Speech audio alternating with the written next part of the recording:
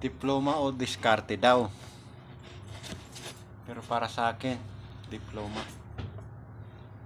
Kasi yung diskarte, choice mo na yon. Kailangan mong dumiskarte ng dumiskarte para makasuporta sa lahat ng pangangailangan mo.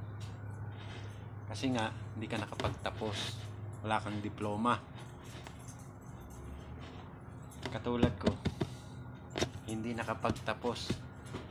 Diskarte ng diskarte hanggang sa naging isang OFW hanggang ngayon.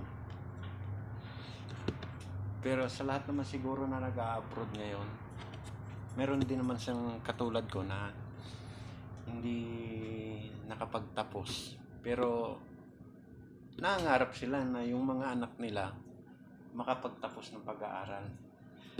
Pero ang the best dyan sa lahat,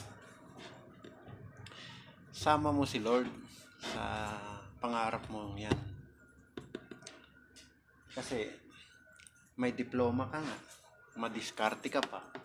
Kung wala naman si Lord sa buhay mo, wala din. Maya niya napilayan ka o naputulan ka. Magagamit mo pa kayong diploma mo at saka diskarte, no? Di ba hindi? Kaya kung mangangarap ka, sama mo si Lord.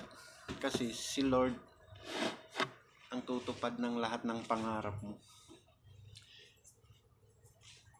Kaya nga sinabi niya sa isang talata, Matthew 6:33,